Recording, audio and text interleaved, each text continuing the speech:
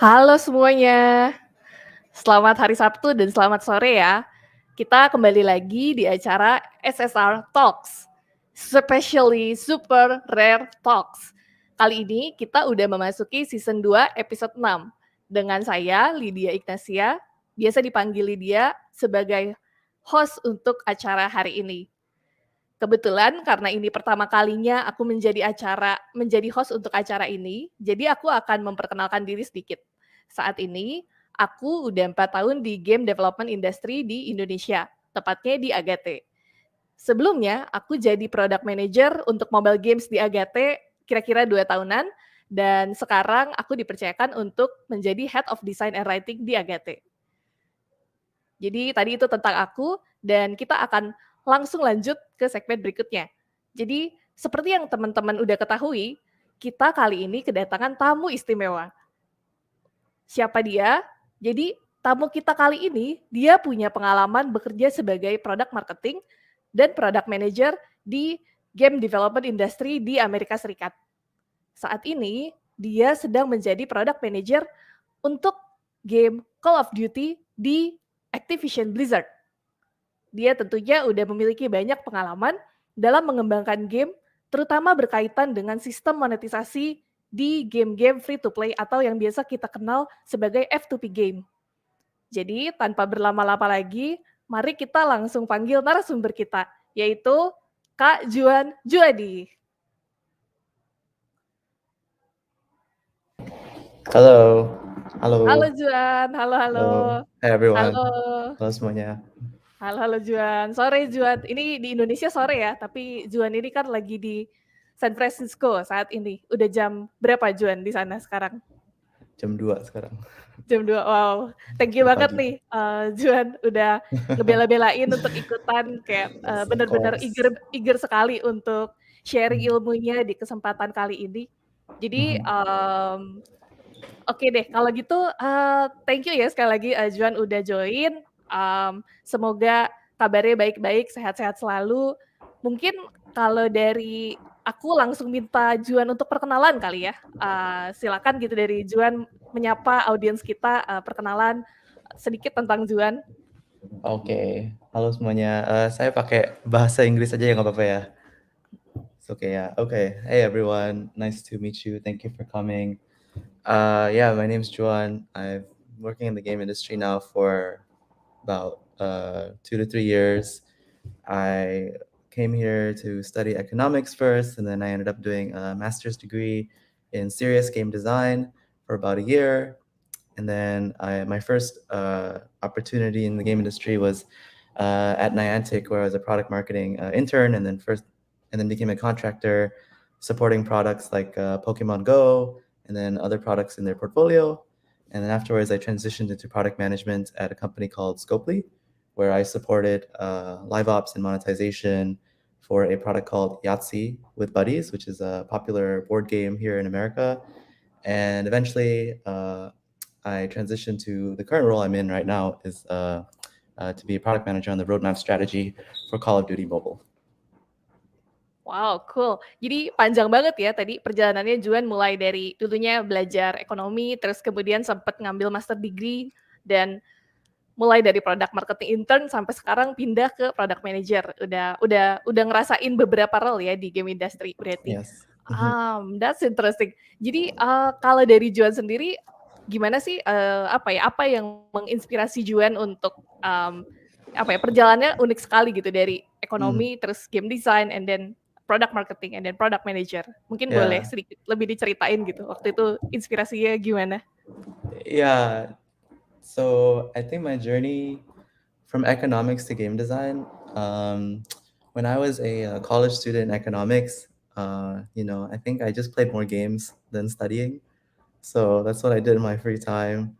But also in my junior year, I was working as a tutor for math and statistics. And while I was tutoring those sessions, one of the questions that I always ask myself is how I could get more engagement out of my students.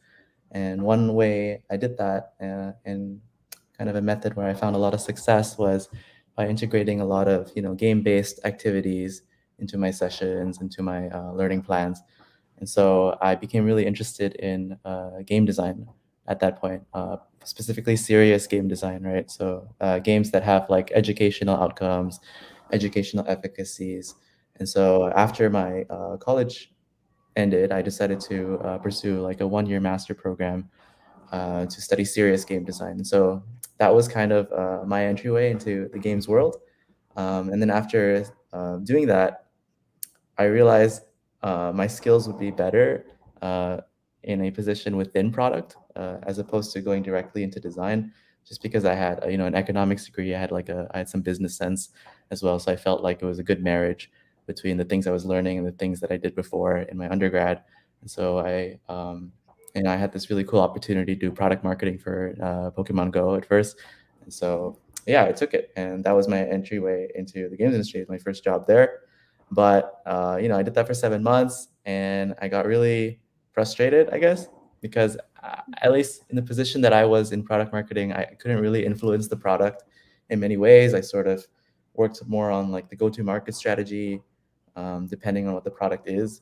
And so I decided that I wanted to be a product manager after 7 months of doing product marketing. And so after looking around, people told me that Scopely was a great place to learn product management. And so I ended up applying and getting into Scopely, and then learning from some of the best product managers I've ever met in free to play. And so, yeah, that's kind of my journey of how I went from economics student to being a product manager in the games industry. Menarik ya, berarti dari memang suka dengan apa ya, suka dengan angka, suka dengan kuantitatif sebagai seorang anak ekonomi, tapi di saat yang sama juga pertanyaannya game design sekali gitu, kayak bagaimana meningkatkan engagement, itu kan kayak pertanyaan yang terus-terusan biasanya ditanyakan oleh seorang game designer. Yeah. Oke, kayaknya ini introduction-nya udah menarik sekali nih. Jadi kayak menurutku daripada kita panjangin nih introduction-nya, kayaknya teman-teman di sini juga udah nggak sabar untuk pingin tahu lebih lanjut apa sih materi yang akan dibawakan sama Kak Juan hari ini. Jadi ini tanpa berlama-lama mending kita langsung masuk aja ya ke materinya. Jadi sedikit spoiler gitu ya, Kak Juan ini akan membawakan sesi presentasi dengan topik How to Systematically Design and Evaluate F2P Game Monetization and Pricing. Jadi topiknya ini agak-agak bersinggungan antara product management dan desain. Jadi ini pasti exciting banget. So tanpa berlama-lama, oke deh, aku langsung kasih kesempatannya untuk Kak Juan share terkait presentasi yang sudah disiapkan. Silakan Kak Juan. Great, thank you, Lydia. Okay, everyone can see my screen, yeah?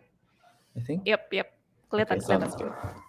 Sounds good. All right. Well, thanks for joining everyone again.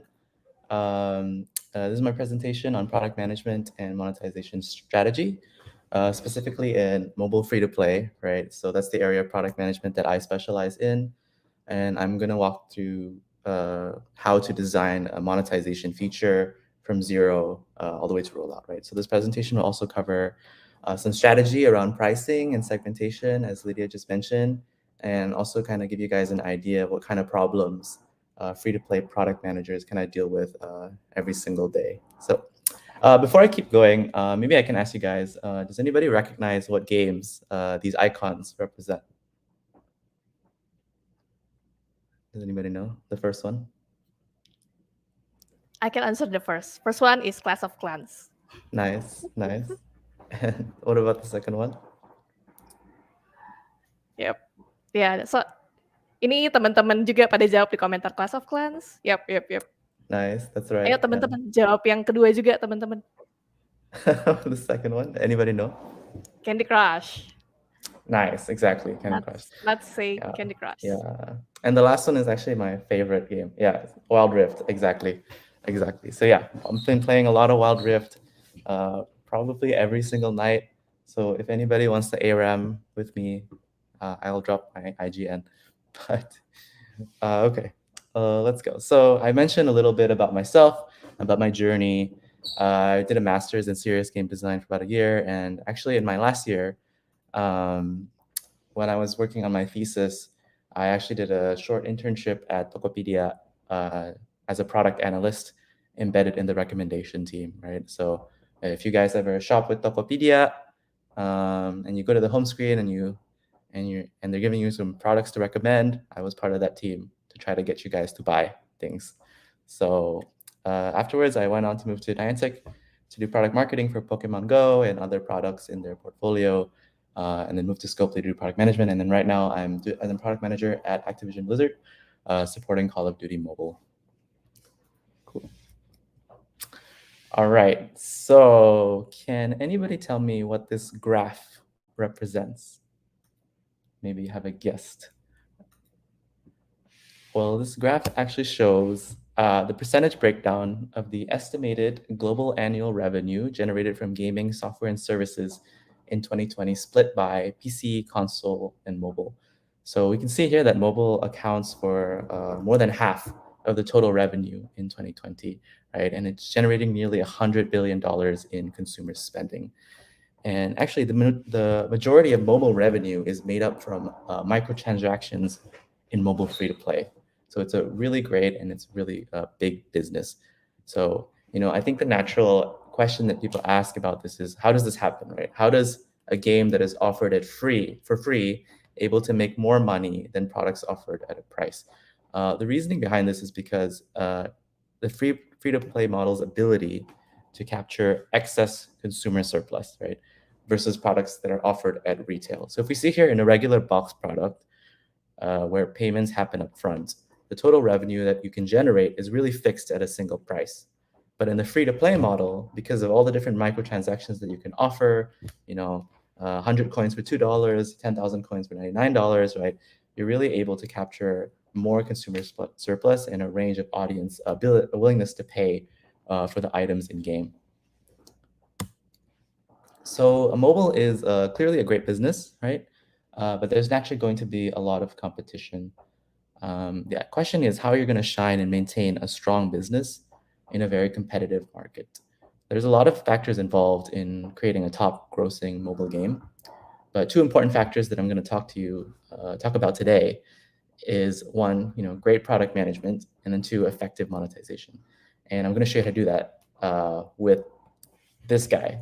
So does anybody know what this is? It's piggy bank. Piggy bank? Exactly. Piggy bank, exactly. So for the people who don't know, the way it works in a piggy bank is you put your kind of spare change inside the piggy bank. Maybe you went shopping somewhere and you had some spare change, some coins. You put it in the piggy bank and you start doing this behavior, every day or every week. And over time, the piggy bank will start to fill up. And at some point in the future, right, you're going to break the piggy bank and then you're going to get all the money that's inside and cash it in. Right? So how is this relevant to mobile games? Well, piggy bank is actually a very popular mechanic that's used among a lot of mobile casual games. You can see the piggy bank here in Candy Crush, the piggy bank here used in a game called Coin Master, and then the piggy bank that I actually worked on when I was at Scopely for Yahtzee with buddies. So the way the piggy bank works in these casual games is kind of like this, right? There's some kind of action that you have to complete in game. So maybe that's winning a level, maybe that's using a booster, right? And by doing that action, you fill up the piggy bank with hard currency. So people understand here the difference between hard and soft currency, right? The hard currency is typically the kind of currency that you purchase, with real money. Soft currency is kind of the currency that the game kind of rewards you for engaging. But you can do a lot more with hard currency than you can do with soft currency in mobile games. And so as the piggy bank fills up, when you do all these actions, right, the amount of hard currency that's being captured in the piggy bank gets higher and higher. But the really cool thing is that the price of the piggy bank stays fixed, right? So here the price is about 50,000 rupiah, and you do an action and you get 10 hard currency filling up the piggy bank. And as you do that action even more, right, that 50,000 rupiah for how much hard currency is inside the piggy bank, it starts to become more and more attractive. So the value of the offer gets higher and higher. And for a lot of piggy banks, what they do is they have a min value and they have a max value. A min value is basically how much hard currency that needs to be in the piggy bank before you can unlock the offer and purchase it. And the max value is the cap for the piggy bank. So when you do your actions and you fill up the piggy bank all the way to the max, that's the point where the piggy bank offer is at its highest, right? And so it usually is offered at a really, really nice discount, and it becomes very attractive for people. So moving on from that, so let's say you're a product manager working on this game called Rio Match 3 Party. And so Rio Match 3 Party is a game that was published by Plarium a couple months ago. It's since died, but I always like the way it looks, so I use it as an example. And let's say you're a product manager in this game, and it has a couple of characteristics that are pretty typical of some Match 3 games. So one is it's got levels that users can progress through. It has hard currency in the form of these coins, right? It has these energy systems, which are these lives that you kind of lose if you didn't win a level. And then you have these boosters that players can purchase with coins, right? Similar to how Candy Crush works. And let's say your general manager comes up to you and say, hey, design a piggy bank feature for this game. So when you're starting out as a product manager and the general manager asks you this, you kind of have all these questions in your head, right? Number one is like, what will the piggy bank look like? How do we tune this piggy bank, right? How do we define success for the piggy bank? Questions like, should everyone get the same piggy bank, or how long should it run, right? So when you first have a task like this as a product manager, what's happening is you're working on a problem space that's very unclear. It's very hazy, and you have all these questions, and you're not really sure how to tackle this problem. And actually, the picture that I use here is Jakarta's air pollution to illustrate how hazy and unclear the problem is. You're kind of not really sure what to do, and you can't really see because it's very foggy, right? But there are steps that you can take, right, to make that fog kind of clear up. And I'm going to show you some of those steps. So the first step to designing a piggy bank for your game is to first understand, okay, what are the motivations and psychological forces that make this piggy bank feature work? When we look at a piggy bank, when it's filled to the max, right, it is a great offer, but it's also a reflection of your time and effort, right? Because you needed to put time and effort to fill that piggy bank to the max, right? And so when we look at this, we actually end up developing an attachment to the piggy bank, right? And as a result of this attachment, the piggy bank offer ends up getting a lot higher conversion than it otherwise would have had we just given the offer straight away. And that's why the piggy bank is so effective. So this psychological effect is actually called the endowment effect, and it's used widely, not just in the piggy bank, but in other game design patterns.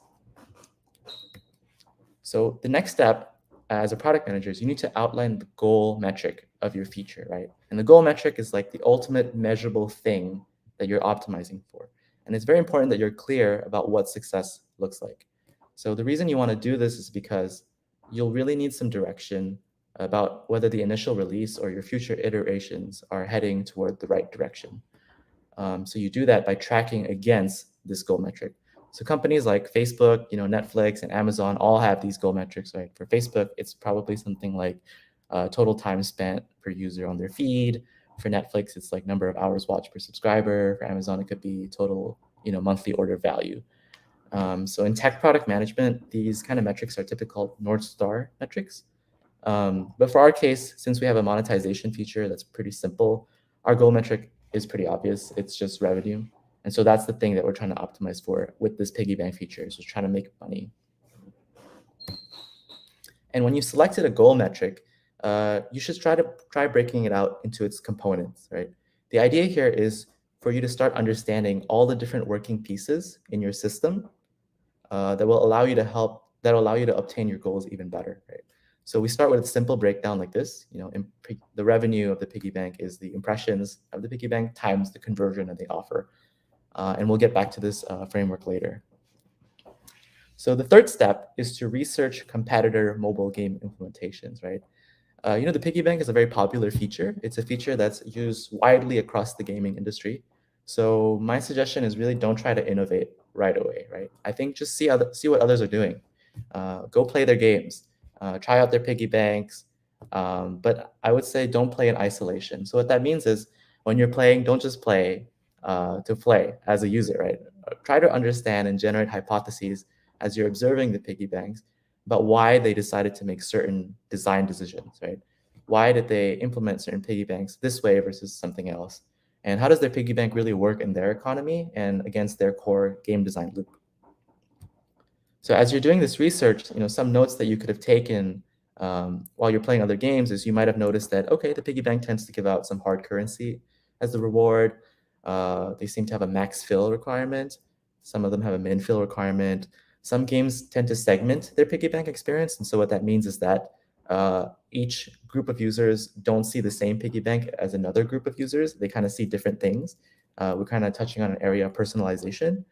And different games have different action inputs required to fill the piggy bank. And that makes sense, right? Because different games have different actions that players can take. So the next step to designing your piggy bank is to start formulating some kind of design principles, right? And so design principles are really just bullet points and some that serve as guidelines about what the experience your piggy bank should follow. So these bullet points should cover some key design patterns that you've noticed when researching other games, maybe some systems that you feel are very essential to secure your KPI performance. And I think quite importantly, the principles should also cover your worldview of the experience players should have. So the worldview of the experience players should have is, I guess, really your vision about the emotional journey that you want to take players on, right? So I think this is really important because I think as product managers, we tend to move metrics in isolation. We tend to care about numbers a lot, right? But good metrics should be a reflection of customer value, but that's not always the case, especially in games. It's kind of hard to ground ourselves that way. So these design guidelines is important to serve as guardrails to keep us very data informed versus data driven. So we don't really look at metrics and we don't look at users as data points, but really understand that we're trying to make a game for them. And with that, you have a perspective about what they should be going through emotionally as they're engaging with your feature. So here's some possible design principles that I may have laid out if I was owning this feature. So for example, I do all this research, and one thing I want the piggy bank to have a great value when filled to the max. I also want the piggy bank to have a min value, so players don't have a bad spend. So what that means is if they could purchase the piggy bank before the minimum, for whatever reason, let's say they do, it would be considered a bad spend because the value of the piggy bank wouldn't have been that high, and they would have been much better off purchasing those coins through the store. And then the third one, maybe I want the piggy bank to be segmented to different monetization groups because I want to capture more revenue, right? Number four, this is when we start talking about kind of my worldview with the experience. I want players to feel like they've accomplished something when filling the piggy bank. And I want the piggy bank to be easy and straightforward to understand. And I also want the piggy bank to synergize with regular play patterns. So what that means is that the action it takes to fill the piggy bank, I don't want it to be kind of an action that goes against their regular motivations and regular behaviors in game. So the next step is to finally design your piggy bank experience, right? And so if we just take a step back, with all the information that we've accumulated, all the information that we have now, and all the processes that we've taken, if we imagine each of those steps as a kind of set of binoculars, right, we can really start to see that problem space becomes clearer and clearer and clearer. And eventually the thing that was so hazy to begin with through processes and tools allow us to converge onto a design that we feel confident in. So let's go back to our game, right? So one thing we should do is we should outline all the different levers. And what those are basically the different decisions you need to make as a product manager and a game designer for your feature. So for the piggy bank, we need to figure out, okay, what's the fill logic, right? What's the aesthetic and the design of the piggy bank? What's the cadence and the duration? So how often do we want to run the feature and for how long? What are the segments that we have to choose? What's the price of the piggy bank? What's the minimum amount? What's the maximum amount? And then finally, what's the fill rate? And the fill rate is basically how quickly you want players to fill the piggy bank based on their behaviors that you see in the game. So let's talk about the fill logic, right? In order to pick a good fill logic, we need to have a good understanding of the core loop of our game. So what are the repeated actions that players can take to progress towards their goals? So for a very typical game loop, for a match 3 game, what typically happens is, you play a level, you either win or lose. If you win, you unlock the next level. If you lose, you might replay the level, or you might have to wait if there's an energy system or a life system. But this loop kind of just happens very repeatedly. And the motivation for people to play is to kind of beat the level and go to the next level. And this happens over and over again, right? But you can also see here that there's all these other meaningful actions that players can be taking besides just playing a level and winning a level, right? You could also be losing a level. That's an action that players can take. They could be buying energy with coins. They could be using boosters. They could be buying coins itself. and all these other things players could take, right? So which fill logic should we be choosing here, right? Well, if we go back to our design principles, we said that we want players to feel like they've accomplished something when filling the piggy bank, and we want the piggy bank itself to synergize with regular play patterns, right? So if we chose a fill logic like losing a level, well, that leads to some very strange behaviors in the game, right? Let's say you're a person that wants to fill the piggy bank, and to do that, you have to lose 10 levels. Okay, that's kind of weird. That goes against the motivation of playing to begin with, right? So we want to be choosing a fill logic that kind of makes sense against our game loop. And so I think a really good one here would be just winning a level, right? And the next decision that we need to make is the design and the aesthetic of the piggy bank, right? So for most games, as you saw previously, the piggy bank just looks like a pig, right? But it doesn't have to be, right? The piggy bank is a mechanic that you can use in many ways, and how you show the offer can be different. It's totally up to you. So for me, when I look at Rio Match 3 Party, and I think about putting a pig in this kind of game, it doesn't really make sense to me, because it's a game about the tropical, the jungle. It has birds in it. I don't really see a pig being in this universe. So I'll make a design decision to change that piggy bank look to something that looks like a treasure chest, because I think that fits the narrative more. And so at this point, you can be working with your game design, your art, your UX designer, try to figure out the look and feel of this. Okay, on cadence and duration. So cadence is how often you want the piggy bank event to run. And duration is how long you want each piggy bank event to run, right? And so let's say for cadence, typically when I'm designing features, I'm not really sure what the cadence is to begin with. It's because I don't have enough data to give me an informed decision, because I don't know how that feature will perform. And I don't know if I run that feature over and over, it would still be good for the game. So I usually pause this decision until after I roll it out for the first time.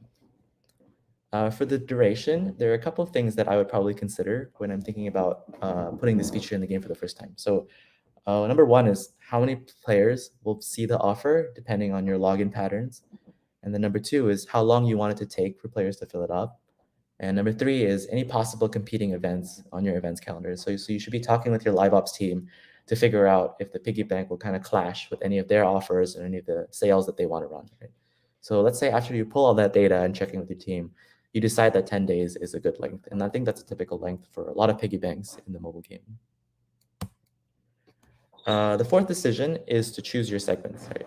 So why do we choose segments, right? Why do we do segmentation? Well, segmentation allows us to give a more personalized offer to different groups of people. People have different spend behaviors in games. And what segmentation does is it groups these people who are similar in spend, so you can start giving more personalized piggy bank offers to them. For the people who can spend at a high level, we should be giving piggy bank offers at a price point that they typically transact in, right? And so what I've done here is, since it's a monetization-based feature, I probably want to start segmenting people according to how much they spend. And so what we do is we chart out our players by 30-day LTV segments. So 30-day LTV just means in the past 30 days, how much money did these people spend? And then just start grouping these users together. And so I plotted against chart, and I kind of pick my thresholds and my definitions. And let's say we choose these 6 segments on the right here. So you can see the segment definitions on the right, the segment ranges for the amount of money they're paying, and then how many users in each of those segments. So on pricing, right? After you've chosen your segments, we need to figure out, okay, what price do we show each segment for our piggy bank offer? In our design philosophy, if we go back, right, we wanted purchasing the piggy bank to be very easy and very straightforward. So this means that the piggy bank is really about converting people instead of getting people to pay more than they otherwise would have. So we should choose pricing that people are already very comfortable with. So if we go against each of our segments, what we can do is just figure out the average transaction price that each of these segments transact on. And so here I work with my data analyst or my data scientist to pull these numbers, and I get the average transaction size for each of these segments. And from there, I can map it out into pricing that is a little prettier and makes a little more sense in our game. So I have my proposed pricing there for each of those segments. And the next step is to choose our minimum amounts, right? So remember, minimum amounts is basically how much players have to fill the piggy bank before they can actually purchase it. So one of our design principles, if we go back, and I have it right below there under the decision stick at the top, is we want to prevent users from having very bad spend. We don't want them to be able to purchase a low value offer, right? So we want to be choosing a minimum amount that is comparable to what they otherwise would have purchased if that offer was in the store. And so a lot of mobile games have this store on the right. This is from Candy Crush, where you can transact a certain dollar amount for gold. And what ends up happening for a lot of these games, the way they've structured it is that the value, the amount of gold per dollar tends to increase as you go higher and higher and higher. And this is how they get people to basically increase their transaction size in the game. You just basically get a much better deal if you're purchasing the highest offer, the $100 offer, than you otherwise would have at the $2 mark. And so what we do here with our minimum amounts is that we should be mapping our prices that we've selected against similar store prices, and then understanding how many coins per dollar am I getting from these store prices. And when we do these mappings, that can tell us how many coins per dollar I should be multiplying, right, my piggy bank prices, in order for me to get the minimum amount. So that way, when people purchase the piggy bank, right, it's not a bad spend, because had that offer been in the store, that's how much that they would have gotten anyway. Cool. And so for our maximum values, right, we said in our design philosophy that we want the piggy bank to contain a very comparatively great value offer when it's filled to the max. And so the max value should be way more generous by giving players even more coins for every dollar. So what we can do here is we take our min values and let's just increase it by a certain percentage, right? And so for me, I think for the first segment, the $1 segment, I'm going to increase it by 100%, right? Because if you can recall, in the first segment, these are people that have never paid in our game before. So I think the piggy bank is a great opportunity for these players to pay for the first time. And so I'll make the value of the piggy bank really, really, really attractive. So I increase the minimum by 100%. And for the others, I think 30% is reasonably generous. And so I just apply a 30% increase against those minimums to get a maximum number. And then I start rounding them because I want to make the numbers pretty, right? Okay. So let's summarize where we are right now. We've chosen our segments, which you can see on the left. We've chosen prices for them. We have our minimum amounts, and then we also have our maximum amounts. So what we need to figure out now is the fill rate.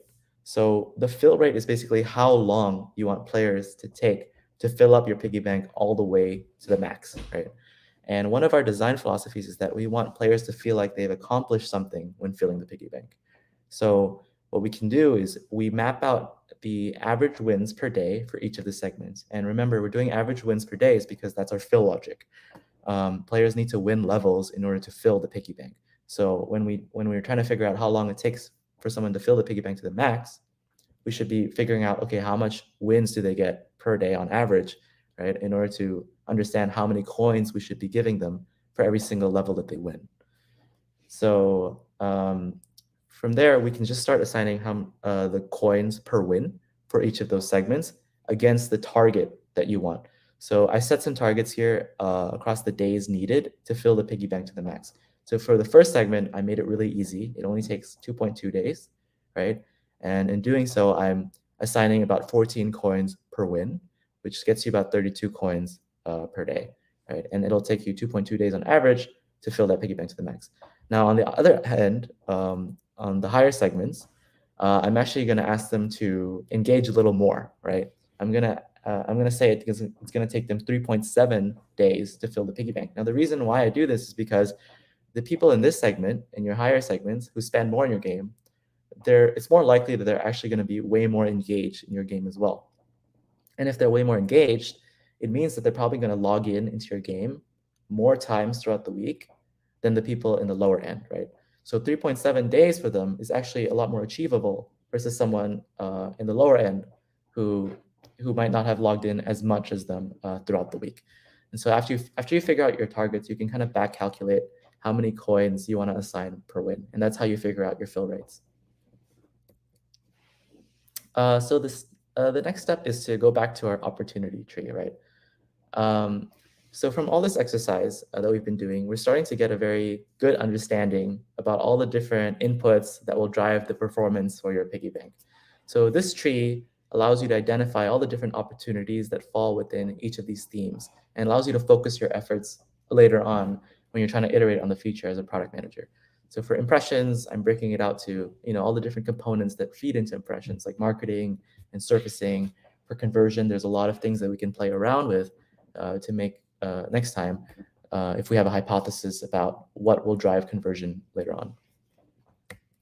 Okay, and the next step, super important. I encourage everyone to do this if they have the infrastructure to do so, but please, please, please A/B test your features to understand the full impact of those features, right? A/B testing is really huge in free-to-play studios, right? It's really important to understand if your efforts are meaningful and not a waste. So what we can do here is we can break our total player base to group A, which is control, and they don't see the piggy bank feature, and then group B, which is variant, and they will see the piggy bank feature. And because we have segments attached to that piggy bank feature, we can actually start comparing control and variant by the individual segments that we've selected and observe performance per segment. So we can actually observe performance at a very granular level now because we've done segmentation and we've done A/B testing. Okay, so let's say you're the PM, you're super excited, you got the design in, your engineers, they've engineered the product, you're doing the A/B test, and the results finally come in, right? And we can see here on the top left, the overall results show that the revenue per user has actually increased by 2.67% in the duration of the test, right? And that seems great, right? As a product manager, you might think, oh, that's a win, that's awesome, might get promoted. But is it enough? Do we roll it out at this point? Well, let's take a deeper dive. You actually notice a couple of things as you're looking into the data. If you look at the overall results from a per segment view, broken out by each segment, you can see that PB4 and PB5 on the right there is actually negative, right? The results actually show that revenue per user is actually down in the piggy bank group. And if we look at the chart of revenue per user over time, we can see that there's actually declines in the revenue per user at the very end there. Okay, so this is pretty interesting, right? So let's take a deeper dive and try to understand what's happening here. So let's take a look at the PB4 performance, which is the performance of the segment that was declining in revenue, right? We see here that 200 people bought the piggy bank offer in the variant group, so that's nice. But what ended up happening is if you look at the number of buyers in the $99 section, it's a lot less than the control. So this piggy bank offer, when this offer was given to players, the people who would have purchased the $100 offer, they ended up down leveling to the $65 offer. And if you look to the left, the $49.99 offer, there were some people that upgraded from $49 to $99 to $64.99, but it wasn't enough, right, to cover the loss in the number of people that you ate away from your $100 offer. And so if you map your total buyers against the total revenue, you can see very clearly at the bottom that the variant group ended up having less revenue than the control group, right? So you check on PB5 and a similar story occurs. So it's really important when you're doing these offers and you're diving deep into your segments, you kind of map out all the different SKUs and your different offerings to figure out, okay, how is this interacting with your other offers? And so, yeah, the lesson here is to look out for cannibalization, right? This phenomenon, this event is called cannibalization. It's when the existence of one event eats up the performance of another. And so let's look at the second problem. If you can recall, the second problem is that we had declines in revenue towards the last day. And if we extend the results of the test to see what the trend looks like, we see there's a huge revenue decline actually in the variant versus control. The decline was actually so large afterwards that the overall revenue per user ended up becoming negative when we looked at the period, including the days after the test, right? So based on these results, these tests actually wasn't successful. So it looked so good in the beginning, but after you've extended the results all the way, a couple of weeks forward, it actually ended up being negative and not successful. So if we take a look at the segments to try to understand, okay, where is this decline coming from? We can see that PB3 is very interesting. The reason was because it started so strong during the test period, but in the period afterward, it ended up going negative. So it actually drops from 6.2% down to 0% and then went negative to 2.3%. So let's take a look at what happened in PB3. So if we take a deep dive into PB3 and we plot the revenues just for that segment, we could see that the test period had a very successful increase in revenue, about 6.3%, but the period afterwards had a 15.6% decline, right? And so what happened here was that players were really enjoying the great value of the offer when the test period, during the test period. But after they purchased it, because the offer was so good, it was so generous, they felt like they didn't have to purchase any more offers or SKUs afterwards, right? Because they already had enough coins. So the analogy here is, they were partying to begin with. They had a lot of fun. They were drinking, and then afterwards they had this hangover, right, where they just had too much and they're very bloated and they just didn't want any more, right?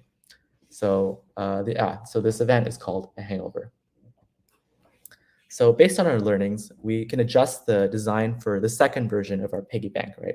So for the PB3 segment, remember we had cannibalization. There's a couple things that we can do to solve this. Number one is we can break up this segment into two segments. So it's very clear that the people who are purchasing the $100 offer, they're being negatively affected by this offer. And so what we can do is break this segment apart into two and start giving different offers to these two different segments. Or what we can do is we can move the people who purchased the $100 offer into the higher segment from PB3 to PB4. For the hangover in PB4, this resulted because the offer was just way too generous. So in the beginning, remember, we adjusted the max value to be 30% greater than the min value. What we can do here is adjust that to be a little bit lower. So instead of 30%, we could offer a lower discount at like 15% or 20% and see how that performs. So just going back to our opportunity tree again, and it's a really important tool to start understanding the systems in place. You can start kind of refining it and sort of understanding all the different components in place, right? So in your original goal, we had revenue, direct piggy bank revenue be our original goal metric. But as we start to test, start to iterate, start to understand the system, we can kind of see that there's a lot of dependencies in the system. There's a lot of interaction effects. And the thing that we should be optimizing for is actually not piggy bank revenue, but incremental revenue. So incremental revenue is the revenue that is generated, right, after the test is over and afterwards. So after you've gotten revenue from the piggy bank, right, you need to subtract how much revenue you've cannibalized from your other offers, as well as how much hangover that is generated from giving such a generous offer. And from there, you result in this incremental revenue that at the ecosystem level, at the highest level of your KPIs, is what's important and what lifts everything upwards, right? And so from there, you can start really understanding all your different opportunities against these themes. So just wanted to go back and reemphasize, the process that we took to get where we are. We started with this problem space that was really unclear, it was very hazy. And we had all these different tools, processes, and guidelines like A/B testing, and analysis, and iteration and design to be able to get an even better understanding of the entire system and how it interacts with one another. So cool. So, you've done that analysis now. You've shared it with your team, and you iterate on the second version, you've solved the problems, and you decide to test, and it was successful. So you launch the feature for everyone. And when you do it, the community starts to notice something, right?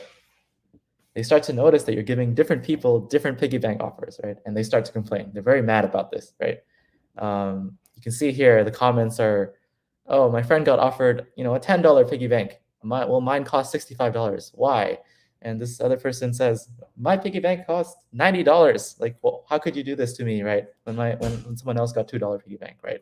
So this is a point where I think you have to ask yourself, as a free-to-play studio, right? What kind of studio do you want to be? How do you want to treat your players, right? I think for most segmentation, players are going to complain. You're going to have negative sentiments for a lot of segmentation-based features. Really ask yourself, is this kind of a sentiment you're willing to accept in order to get more money, right? Yeah, I don't know. Maybe I don't know if there's a right or wrong answer for that, right? And also, I think early on in the process, understand if segmentation is something your players are willing to accept in the very beginning, right? So had I known that our players are very sensitive about these things, I wouldn't have chosen segmentation as part of my design philosophies. Okay.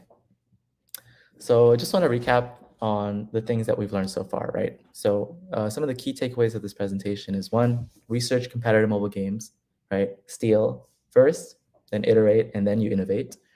Set goals and establish design principles to guide your decision-making process, and you can work with your game designer on this. Make sure you create opportunity trees in parallel with your development, just to help bring clarity to your systems, and it helps you really identify opportunities for improvements in the future. A/B test your features, huge. Always A/B test your features to make sure you're hitting the goals that you laid out. And then the final one is, segmentation is super powerful, as you can see, but really understand if this is something you want to do or your player base is willing to accept. And that's it. Thank you. Wow, super insightful. I think setelah lihat presentasi dari Kak Juan tadi, apa ya, kalau boleh aku bukan merangkum sih, tapi lebih kayak memberikan highlight gitu ya. Kalau yang aku lihat sangat berkesan adalah gimana Kak Juan tadi melakukan observasi, terus meng-approach problemnya dari yang tadinya hazy jadi sedikit demi sedikit lebih tahu problemnya. Terus kemudian satu-satu tuh keputusan yang harus dibuatnya di layout dengan baik. Apa sih opsinya kita? Kira-kira mana ya yang lebih make sense gitu. Dan setelah itu dites, dicek, kemudian kita refine lagi opportunity tree-nya. Jadi kalau dari prosesnya tadi, jadi dibalik fitur piggy bank yang kelihatannya, fitur piggy banknya satu aja gitu di game, ternyata teman-teman tadi kita bisa lihat semua ya, kayak bahwa prosesnya ternyata sangat panjang dan banyak pemikiran yang diberikan di sana sebelum fitur tersebut di roll out ke player. Gitu kali ya, kira-kira yang paling kelihatan dari presentasinya. Exactly. Oke, jadi thank you banget Kak Juan untuk presentasinya, keren banget.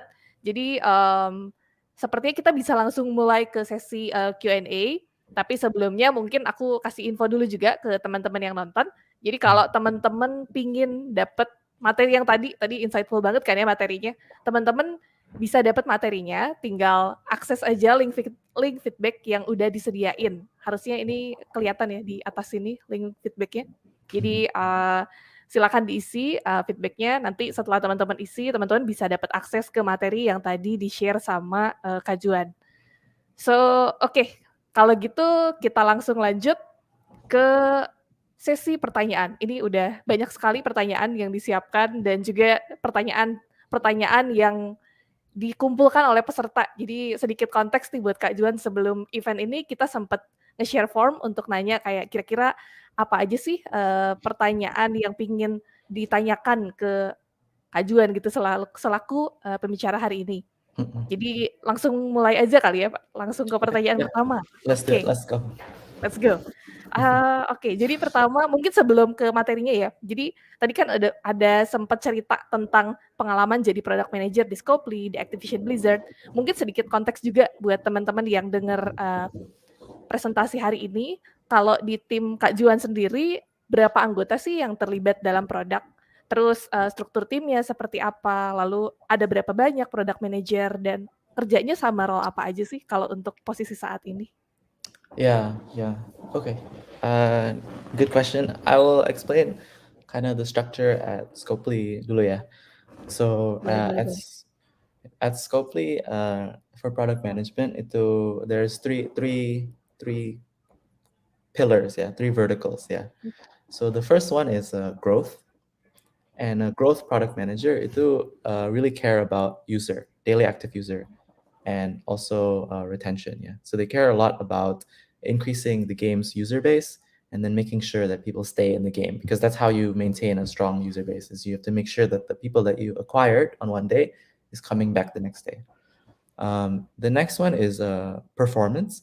So performance was the product management that I actually worked in at Scopely.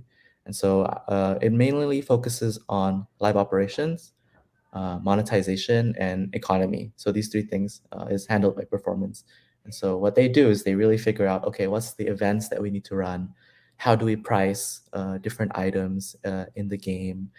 And also, what are the different indicators and behaviors in our game that ultimately leads to higher revenues, right? And so we do a lot of work on that to figure out how to maximize player revenues, basically.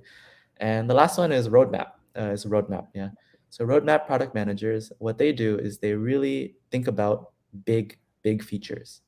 So they think about, okay, what are the big bets that we can take in our as part of our roadmap to make the game more interesting, more awesome, to stand out in the market. What are the things that we should build, basically, um, and how can we allocate engineering resource best?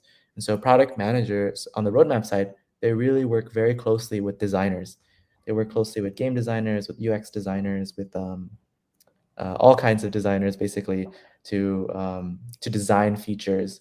And at some point, and when they're designing those features, maybe 2 months before the feature gets launched, what they do is they partner with someone in performance, and together they help bring the feature to the game. The reason you want to partner with performance is because the performance person, he will come into the feature, he or she will come in and be like, okay, I think these things need to be built in the feature in order for the feature to perform very well. And so that's typically the process at Scopely. And then right now at Activision Blizzard, oh, sorry, how many people in the Scopely product management deal? So I think when I was there, it was maybe about 10 product managers working on one game. But I think the team size really depends on your game, and it depends on the type of game that you're running. Yeah. So if you're running a very casual game, very casual, I don't think you need that many product managers. But if you're running a core game, like a very strategic game that has lots of sales, lots of offers, lots of events, you're gonna need a lot more product managers because the game is just more complex. Yeah. So yeah, but I think if anybody's looking to structure, a game team, I would say think about how to make it as lean as possible. How can we achieve more with less, right? So how can one product manager have the same output as five, right? And it's not because we're hiring great product managers, that's true, but also a lot of it is how you're setting up your economy, setting up your infrastructure, setting up your backend development.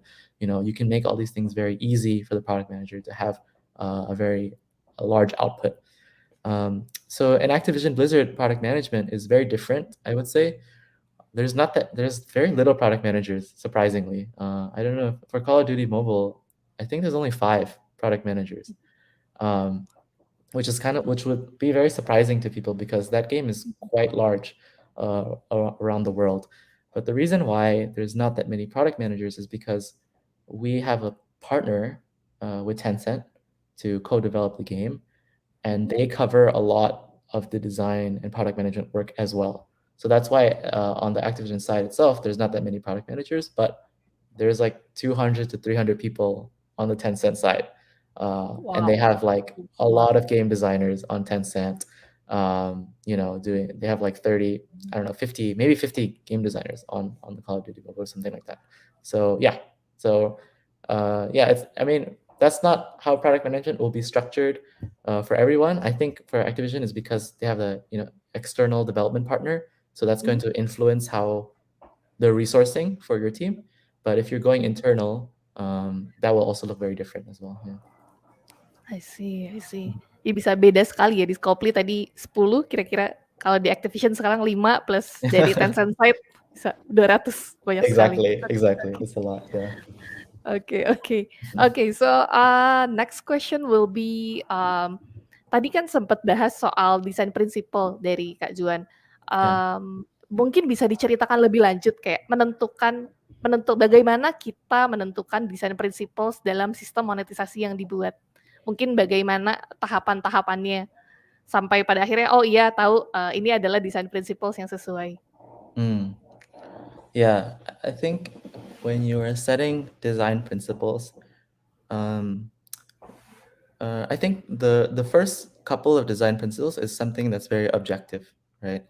So when you are doing research on your mobile game, when you understand the economy of your game better, it will become very clear to you about what are the things that we have to do in order for this feature to have good performance, right? So, we talked about in piggy bank segmentation. I know right away I wanted to do segmentation because the performance will be a lot better with segmentation. I know this, and I know also when I look at other games, for the piggy bank, the offer must be very, very good. The value of the offer must be very good. So these are one of the design principles that I laid out. So that's on the objective side, right? This is this is more rational, this is more logical, this is more based on research and what you know will relate to your KPIs. But then there's also another portion of design principles that I think is very subjective, right? And this is the portion where people might disagree with you. And this area of design principles is basically your perspective. It's your worldview, basically. It's your vision. You close your eyes, you dream about this feature. What do you see, right? People will see different things, but at the end of the day, you are the product manager, right? You own this feature. This is your vision. And so you should translate those visions into the design principles for your product. And the way to get good at that is to just be a consumer, just play a lot of mobile games. So that way you can practice a lot of player empathy. So when you're designing a feature, you're almost designing for yourself as a player, and you kind of know yourself about what things you want to see as a player when you're engaged with this feature, right? So it's very important to have this subjective, I think, design principle section, because if you're only working on the purely rational, purely logical, there's many things I can do with piggy bank if I just wanted to make money. There's so many things I could do with piggy bank if I just Exactly. wanted to make money, right? I could, I could make the offer like really, really high, and I could, price it super, super high, and I could, um, do all these kind of crazy things to make the piggy bank make a lot of money. But the subjective side of your design principles will tell you, no, don't do that, because you're also a player. You have to understand how they feel. So let's make sure that these things are in balance. So yeah. Yap. Jadi kalau disimpulin berarti tadi jawabannya lebih, kalau dari Kak Juan biasanya ngestrukturin jadi dua hal ya, sisi yang objektif atau yang lebih rasional dan sisi yang lebih mungkin subjektif, dreamy, visionary, dan mungkin aku juga bisa nambahin gitu bahwa as product manager mungkin memang dua hal itu yang kayak apa ya, kayak kita itu bisa ngerasain dua sisi ini dengan kerja di game development industry, kayak that's the perks ya menurutku. Exactly. Yeah. Very exciting. Oke. Wow, oke. Ini actually kita udah 1 jam, dan sebenarnya pertanyaannya masih banyak. Mungkin aku nanya dulu kali, is it okay kalau kita lanjut Yeah, untuk it's go okay. through beberapa pertanyaannya buat Yeah. pertanyaan-pertanyaan? Oke. No worries. Oke, let's continue then. Mungkin aku langsung ke pertanyaan dari yang teman-teman yang ngisi di form dulu ya. Jadi, Sounds good. oke. Oke, mulai dari product manager lagi ya. Hal apa yang jadi tantangan utama dalam memonetisasi game F2P, terutama pada masa sekarang dan prediksi buat ke depannya? Okay. What are the challenges for free-to-play pricing, and how to predict the performance in the future? Is that it?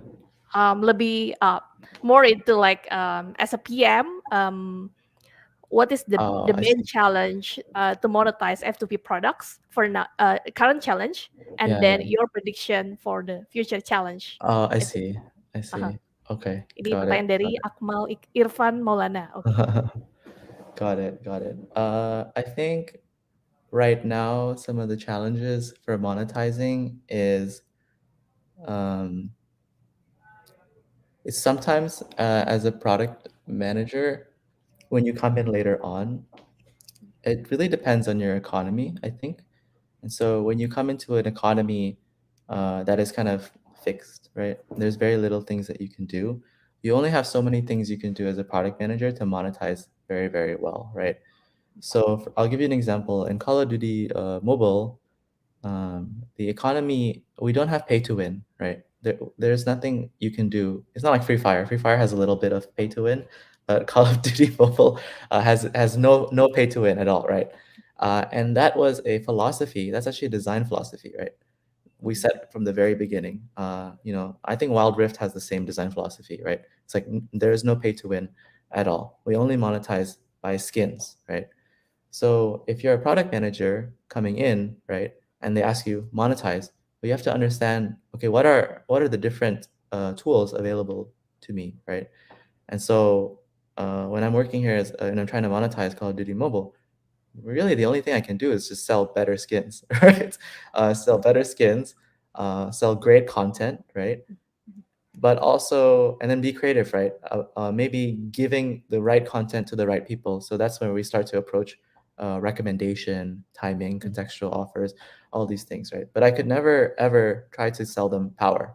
Never ever try to sell them power, and that really changes, right, your approach as a product manager to these products, right? Because if it's a very content-driven game, now as a product manager, you have to think a lot about content, right? Down at the artistic level, and then think about how to track that content against the users, right?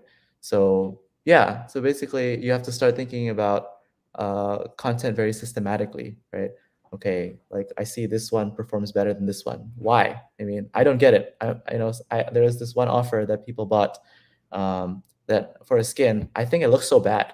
Like I don't get it, right? But the players, they love it. They want to keep buying it.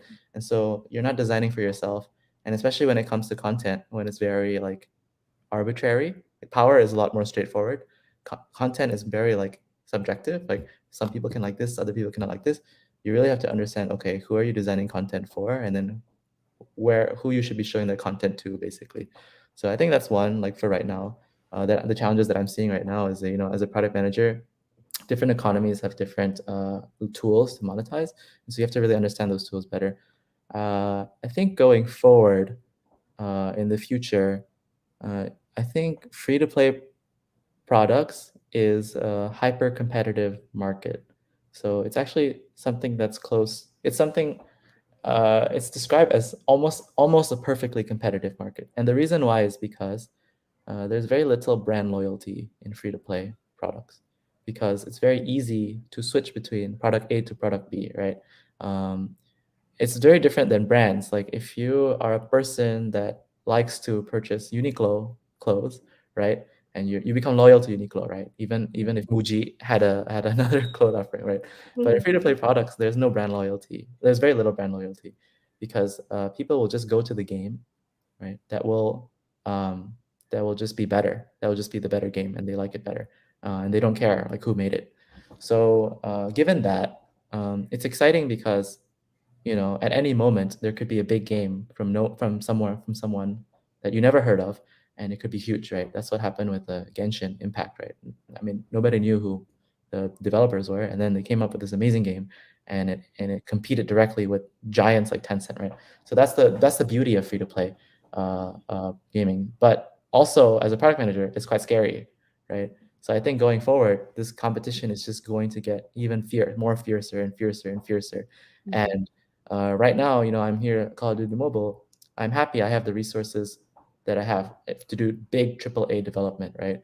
But over time, AAA will get cheaper and cheaper, and more people will be able to do AAA. So all these new entrants will come in. Okay, how do you, as a product manager, secure your users, right? Basically, so that's I think always going to be a challenge in the future, competition. Yeah. Iya, betul sih, betul betul. Aku bisa nambahin juga bahwa terutama kalau free to play itu kan basically ya namanya juga free to play ya. Orang-orang kalau bisa main, kalau suka stay, kalau nggak suka ya udah aku bisa install game sebelah gitu kasarnya kan, terus pindah. Ini yang bikin brand loyalty tadi mungkin jadi kayak kurang kerasa di free to play ya, dan makanya jadi challenge yang besar juga untuk PM. Gimana nggak hanya memonetisasi, melakukan monetisasi, tapi juga keeping the players playing the games. Exactly. Yeah. Oke. For now, buat sekarang kayaknya kita bisa ambil satu pertanyaan ya dari audiens yang udah nanya. Ada beberapa yang udah ngasih kolom ask. Ada pertanyaan yang mungkin mau specifically kamu jawab? Oh. Yang mungkin pertanyaan yang menarik.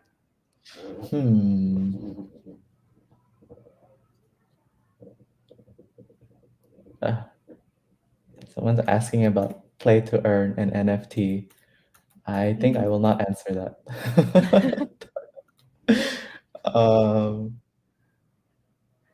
Mungkin yang ini dari Mr. Jiref 100. At what point monetization in games become unbearable to players? Is there any kind of limits or indications the product you offer is not worth the money to the player? It's a good question. Yeah, it's a very good question. Is there any kind of limits or indications the product you offer is not worth the money to the players? For the first one, become unbearable to the players.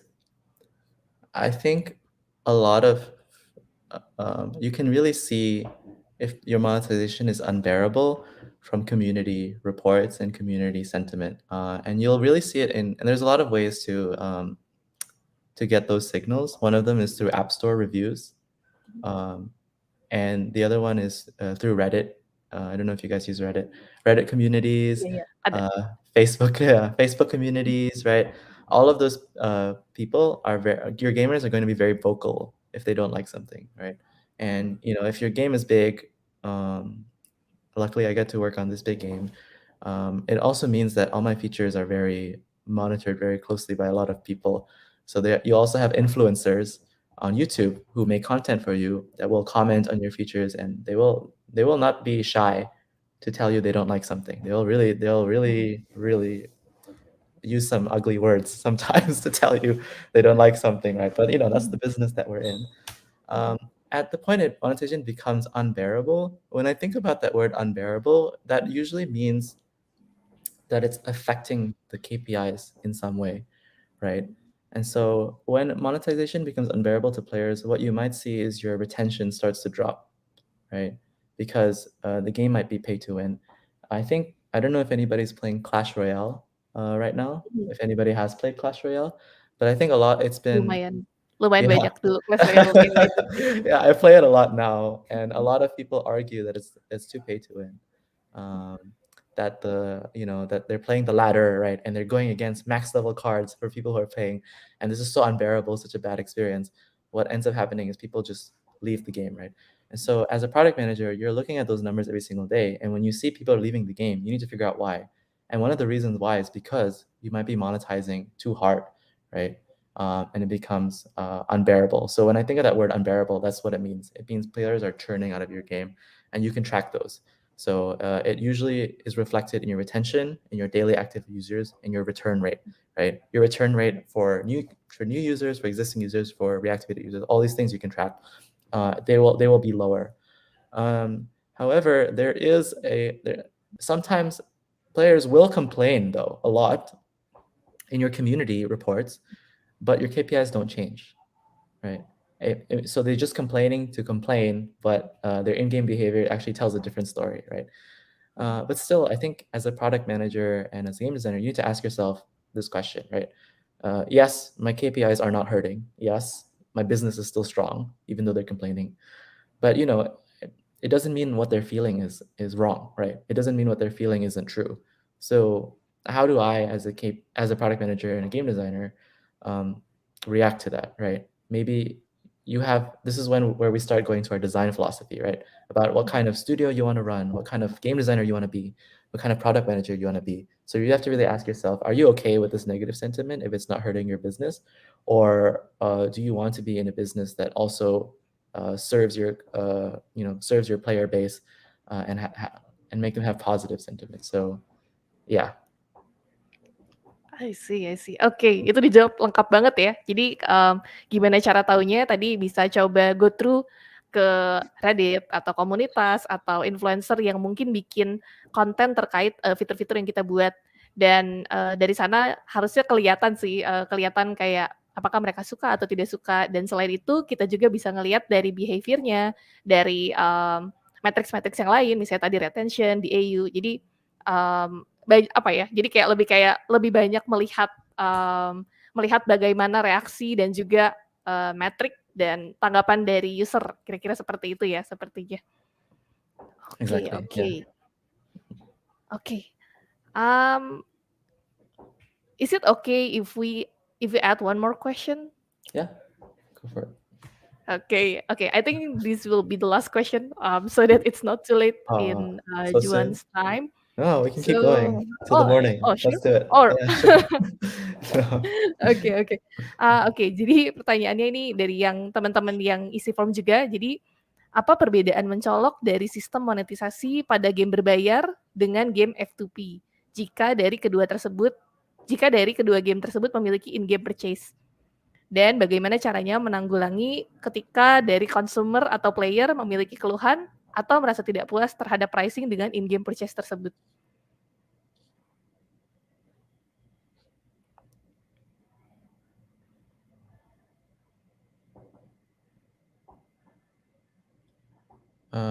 Okay, so what's the difference between the monetization model for free-to-play games and paid games? Paid games, yep. Yeah. Mhm. And how to address the problem if the customer is not satisfied with Yep. the pricing Yep. in purchases. Okay. Mhm. Interesting. I think for monetization for a paid game is pretty simple, I think. A lot of them don't have monetization systems, actually. Maybe I can go back to my slides.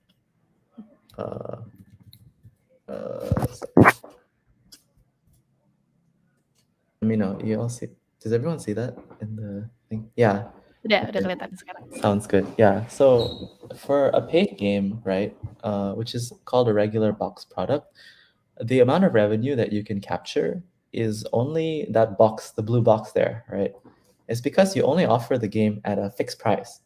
And so at a fixed price, there's a fixed quantity, and that's basically your revenue, right? And so there are methods that game developers use in order to get more surplus, either higher or lower. And the way they do that is with called DLCs, right?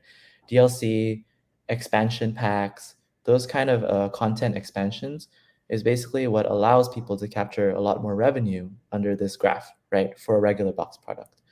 But for free to play, right? When everybody can just come in up front, right?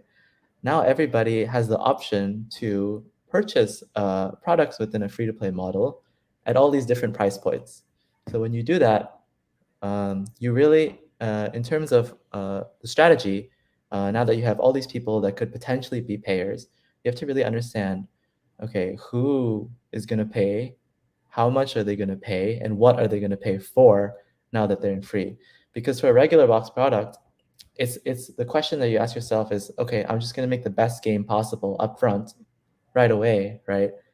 And then make sure I'm maximizing my revenue at that point. But for a free to play, because everybody's so attracted by it being free, they all come in. Okay, now you have to ask yourself, I have all these users. Some of them could be payers. Some of them will never be payers, and that's okay. For these payers, what is the thing that they're going to care about? And I know these people are going to care about different things. So your strategy is really about catering to your audience as much as possible and diversifying your strategy probably as much as possible. So that means like giving a range of prices, right? Don't just give a fixed price, $6, give $2, and then $4 and $10. Right? People have different willingness to pay, and then also vary your content, right? So some people are willing to pay a lot of money for the CS:GO knife skin, right? And that's okay. And then but some people only want to pay $2 for a cheaper knife, and that's okay, right? And you have to understand, okay, what knife do we give them? What knife do we show? And how much variation in our prices can we offer in order to capture as much surplus as possible? So yeah. Oke, jadi kalau disimpulin ini ya, teman-teman bisa lihat yang di box warna biru ini. Jadi kalau regular box ini berarti tadi paid games kita sama Kak Juan udah dianalogikan sebagai regular box product di sini. Dan kelihatan juga gimana di free to play jadi lebih banyak decision monetisasi yang perlu dibuat ya. Karena ada different segmentation dan harganya pun beda-beda untuk masing-masing segmennya. Seperti itu. Oke. So What was the second question? Is the pricing? Is it? Lebih ke gimana? How do we address when customers don't feel satisfied with the pricing? Oh, okay. Yeah, if they don't feel satisfied with the price, just lower your price, I think. I mean, yeah, just lower your price, but be very careful about doing this because I think if you lower your price at any point, you're always going to get more revenue, right?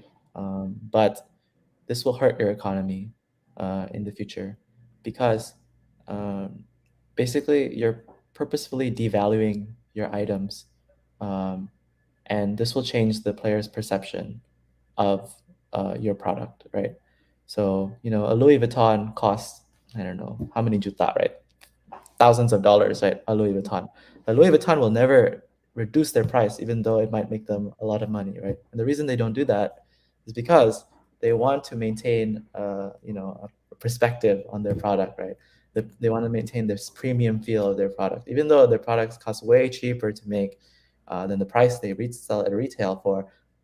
They will never want to devalue their price, and so you should be thinking about the same things about your in-game items, right?